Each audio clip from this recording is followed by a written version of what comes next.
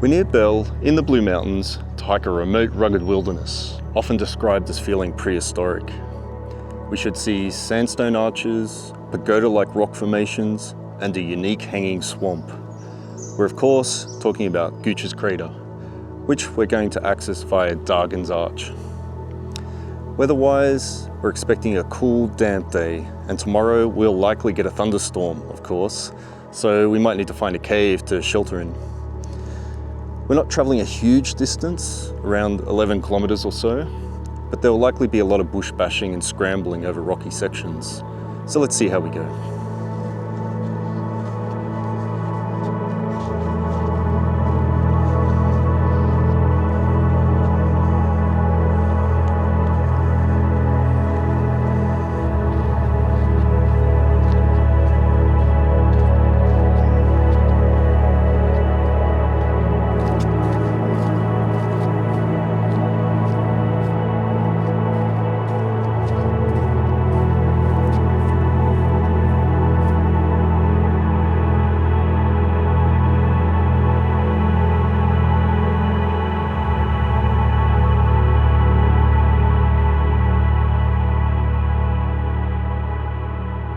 Self-help books are something we tend to criticise on this channel. However, with the new year coming up, there's a good chance that there are things we're looking to improve about ourselves. So I thought we'd go down that path on this hike, but with a twist. Since David McKerracher, the author of this book, Timenergy, has a background in philosophy and theory and is the founder of a group called Theory Underground, an online space that does research and teaches courses on such topics. This book covers some of the same ground as The Burnout Society by Byung-Chul Han, in that they both attempt to diagnose the mental and physical exhaustion of modern life. However, they approach the problem from different philosophical angles, focusing on different mechanisms of control.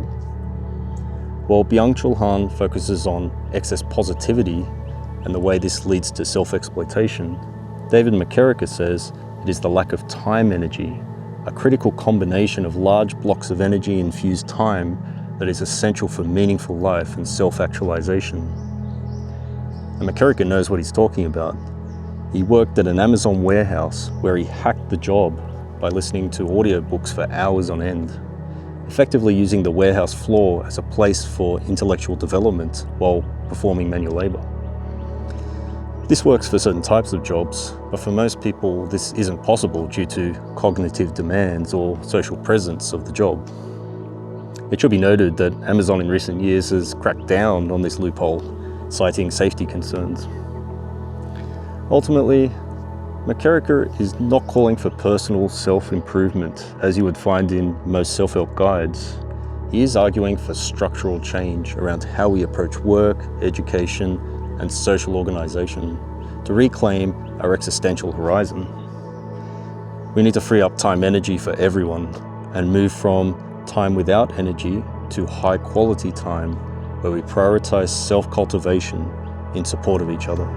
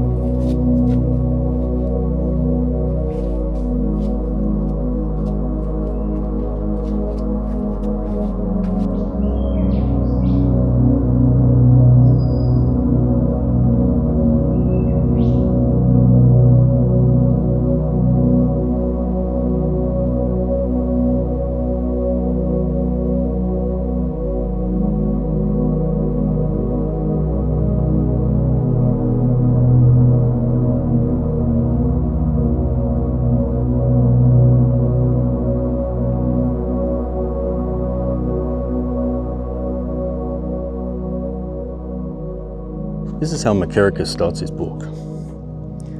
Ours is a time of exhaustion. Exhausted time is garbage time. Time without energy is worthless when measured by almost any standard of personal value. Fleeting bursts of energy that cannot be reliably harnessed into the sustained development of talents, relationships, and culture are impulses that insult and obstruct our higher aspirations. This theory starts from the fact that time and energy are useless when apart, which indicates that they have a shared basis in something. I call that something time energy. McKerracher claims that exhaustion is the fundamental state of modern life. And this is not just being tired in a physical sense, but that we are existentially drained. We hear mantras to work hard and play hard, and there are mountains of self-help books on time management. But McKerracher argues that this exhaustion is a structural problem caused by a job-centric society that is designed to extract the prime energy, the high-quality focus you give your employer, leaving just residual energy or leftover scraps for yourself. There are two main problems at play here. The first is time without energy, or the garbage time problem. This is the most common experience for the modern worker. We finish our shift, commute home, and typically have some so-called free time before bed. However, because our best energy was extracted during work, we are too drained to use this time for anything meaningful. The result is that we end up passively consuming entertainment such as binging on Netflix. The other problem is energy without time, or restlessness. When we do get motivated to do something, inspiration to write or learn something new, we lack the consistent, repeatable time to properly use it. McKerracher says we need consistency, or large energy-infused blocks of repeatable time throughout the week in order to fulfill this motivation. Otherwise, this energy becomes restless and anxiety-inducing. We need time energy in order to live a good life, but the system we live under structurally denies this. As a result, we become trapped in a cycle of bare life, surviving but not really living or developing. As a result, many of us turn to coping mechanisms: alcohol, doom scrolling on social media, shopping, even working out, in order to stay distracted from the frustration of a higher calling. This creates a culture where addicts love company. We bond over our shared exhaustion and vices, rather than over shared creativity or political projects. By reclaiming blocks of energy-infused time, individuals can resist addiction to do passive consumption and begin to imagine a world that prioritizes human flourishing over market logic.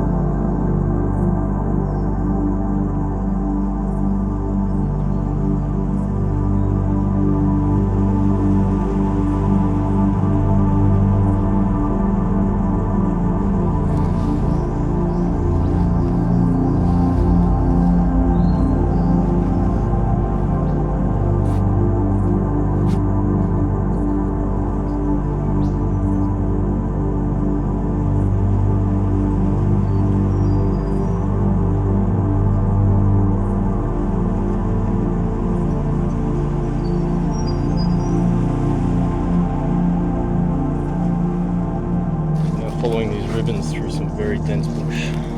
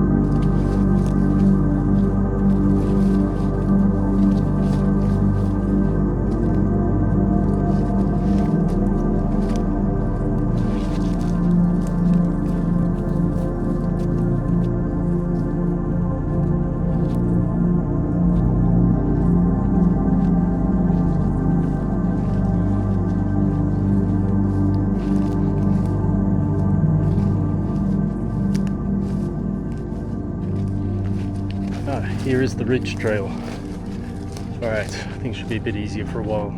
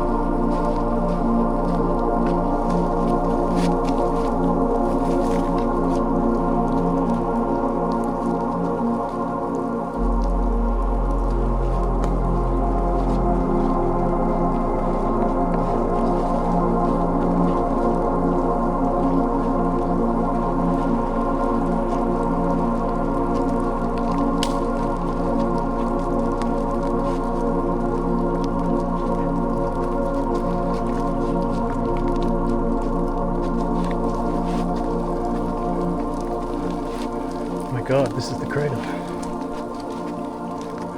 Wow.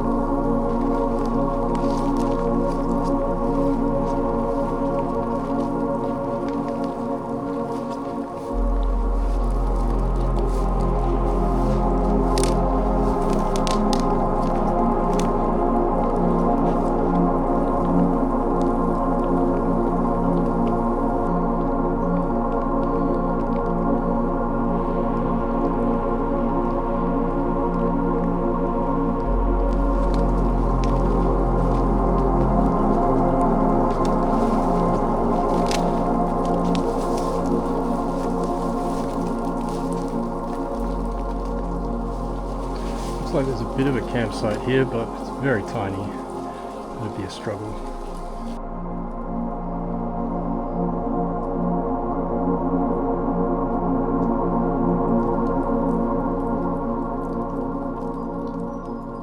So I've been spending some time just looking around for a place to spend the night. There's a very large campground on the other side of the crater there, but obviously that's in the rain. There's a smaller one on the other side.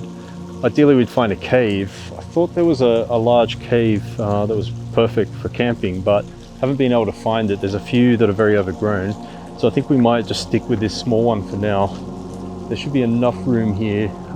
Fortunately, I've got the single person tent here. It's quite a small footprint. So we'll see how we go tonight, and then maybe tomorrow I'll do a bit more, a larger search. Hopefully we can find something bigger.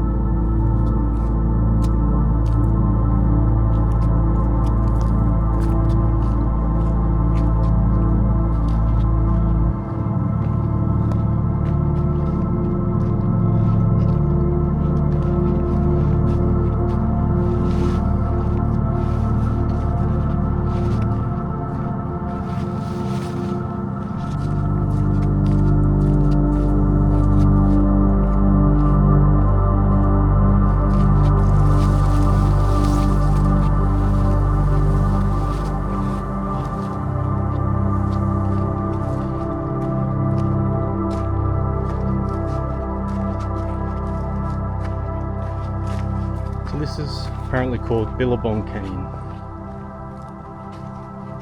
I don't think we'll get very far through it though.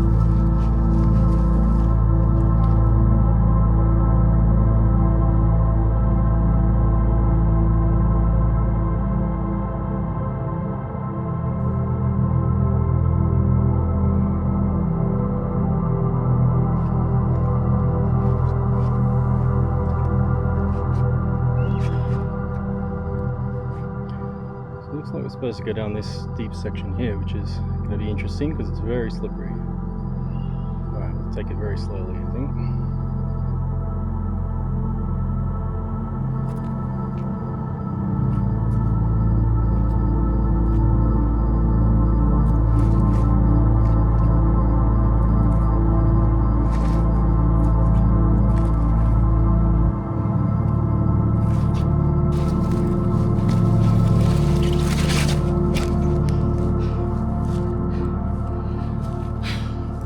That wasn't very pretty. That rock was very slippery.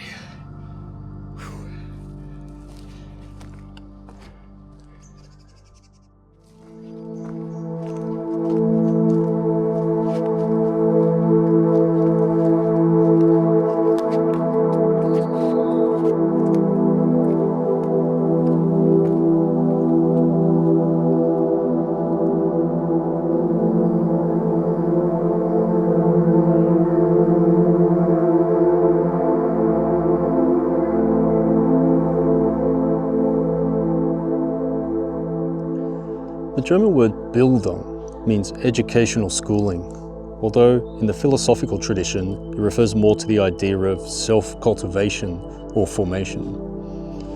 Whereas schooling is utilitarian, learning skills to get a job, Bildung is more existential. We learn to become someone, we shape our inner selves and be autonomous. According to McKerracher, our school system prioritizes the former and denies the latter. In fact, our whole culture limits this path of growth due to a lack of time energy. He references Hegel's process of alienation and return, a painful process we must pass through in order to grow as individuals. We begin as a creature of instinct and prejudice, like a child. Then we pass through alienation, encountering things that are foreign or difficult and challenging. This is uncomfortable because it shatters our worldview. Finally, we return to ourselves, changed since we have integrated that foreign knowledge into a new complex structure. But this process requires energy. If we don't have time energy, then we stick to what is comfortable and never achieve Bildung. No wonder the internet is a war zone where people can't get along. It's not because people are fundamentally mean, it's the structural inevitability of a system where people can't afford the energy cost of understanding the other, or to engage in diverse opinion. They can only compulsively react to immediate stimuli. For McKerracher, Bildung is the energy we need to invest in ourselves to become free.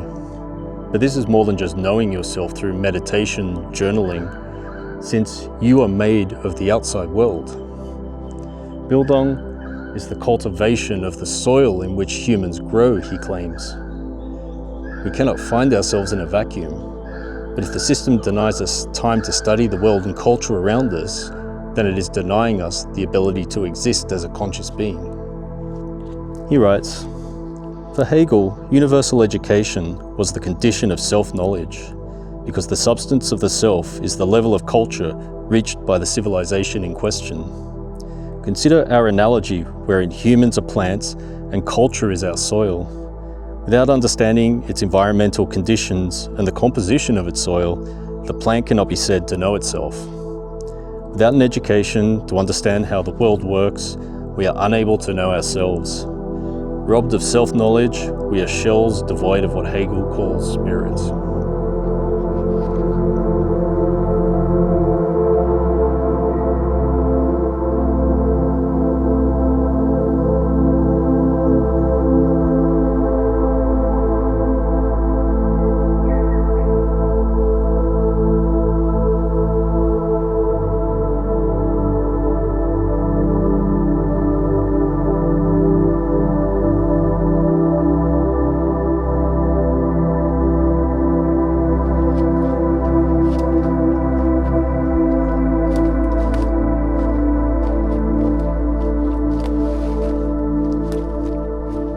Like we found our cave. I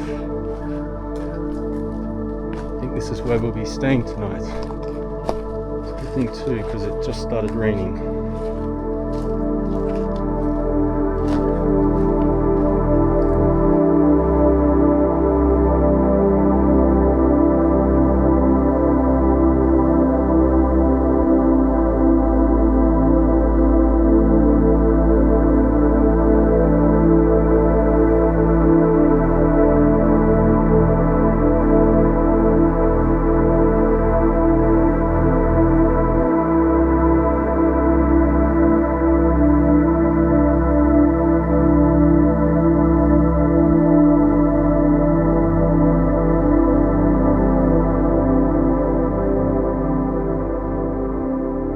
McKerracher has a chapter called Without Time Energy, Drive is Just Self-Destruction. This reference to drive is not in the everyday sense, being a motivation to succeed. Here he is referring to Jacques Lacan's concept of drive, being more like a constant, unconditional pressure that never goes away. This is often called Trieb, the German term that Freud used to describe the concept. However, Lacan takes it considerably further. Firstly, drive is not instinct, like the desire to eat when feeling hungry. Lacan talks about drive like a loop. It doesn't have a destination or goal. Its aim is to repeatedly trace a path around an object and return to its source. Importantly, this aim is not to get the object, which would result in a kind of peace, but to create a kind of painful enjoyment, or what Lacan calls jouissance. It's a state that ignores limits and disrupts balance. It does not want to stop when its needs are met. Think of a smoker. The biological need for nicotine is satisfied quite quickly, but the smoker continues to smoke. The drive is the force that keeps circling even when the body says enough. McKerracher claims that with a lack of time energy, this human drive does not simply disappear, it turns against us. In a healthy individual, drive can be channeled into fruitful projects, studying hard for an exam or training for a sporting event. However, without time energy, when we're exhausted from work, we lose this capacity to bind this energy. But the drive does not stop, it just becomes unbound. It seeks the path of least resistance. This is the part of you that doom scrolls at 2 a.m, even though your eyes burn and you have to wake up early for work. It is destructive, yet it refuses to stop. In effect, it becomes death drive. Now, the term death drive is one we have to be careful with. It is not an ideation seeking death or suicide, but is instead one of zero tension. This is a more complex topic than I can give justice to in this time, but it's this unstructured drive that has no direction. It's the type of thing that manifests as binge watching or getting drunk.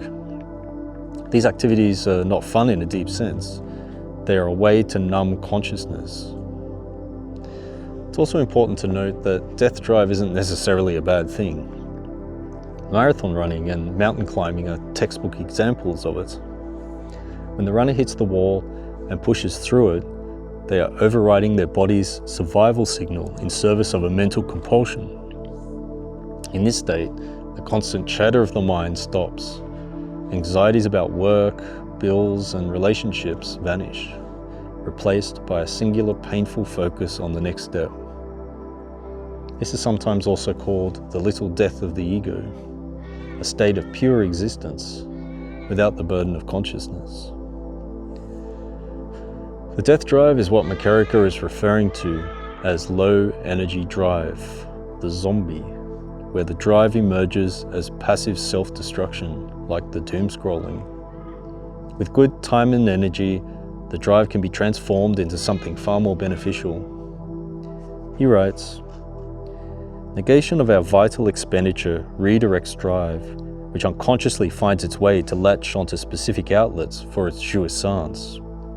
Unless you are time energy rich, your biggest habits are probably more or less latched onto outlets that bring diminishing returns, which is what happens when almost any physical, spiritual, emotional, intellectual, or creative need is being met by a simulation of that need's satisfaction."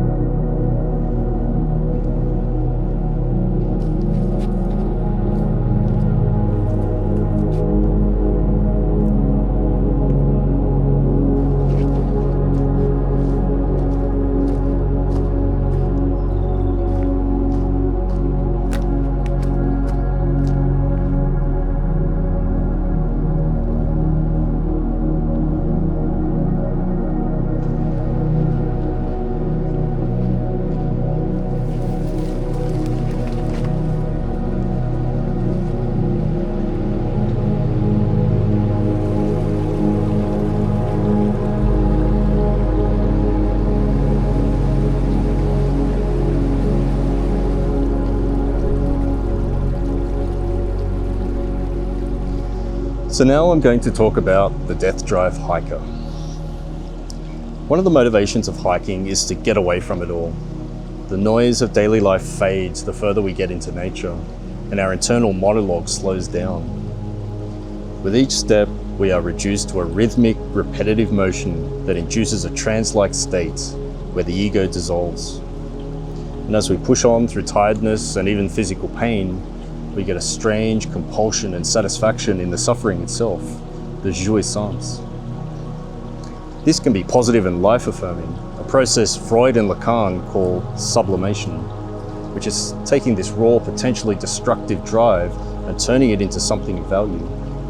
So when you reach the top of the mountain and you feel that profound empty silence, that is a little taste of the death drive, and it is arguably one of the healthiest ways to experience it. However, McKerracher argues that while individual activities like hiking or marathon running are healthy ways to bind the drive, they are ultimately politically impotent, since they're solitary activities. While they may recharge us, they do not change the underlying structural issues that deny us time energy. He suggests we need to move from individual to collective sublimation, that is, building a new culture. We mentioned earlier that addicts love company since it reduces shame. If everyone is drinking, then drinking feels normal. Instead, we should normalize intellectual pursuits, start a study group, or use our limited time energy in a group where others can contribute to something much greater, thereby creating a positive feedback loop of energy. Here, he is proposing to treat time and energy as a communal resource. If a group of 10 people just contribute 1 hour of prime energy a week on a shared project, then the group generates 10 hours of high-quality cultural production. Ultimately, McKerracher argues that true friendship is the antidote to the death drive. In a job-centric society, relationships are often transactional, such as networking, or they're based on shared consumption, like drinking buddies. McKerracher calls instead for relationships based on shared truth-seeking.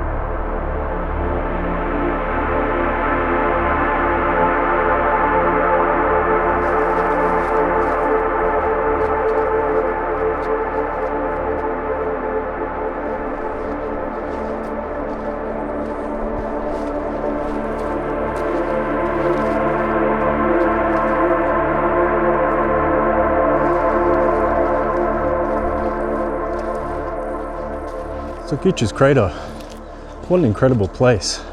Has to be right up there in terms of beautiful areas in Australia. And the track in wasn't that hard. There were certainly some bush bashing. It was quite wet the day I went in, so I was pretty soaked. Fortunately, I had dry clothes to change into when I got to camp. Now, you could do this as a day hike. I'd really recommend staying overnight. It just gives you so much more time to explore the crater and all the surrounding areas, which are also beautiful. So yeah, I'd highly recommend this one. Really good trip.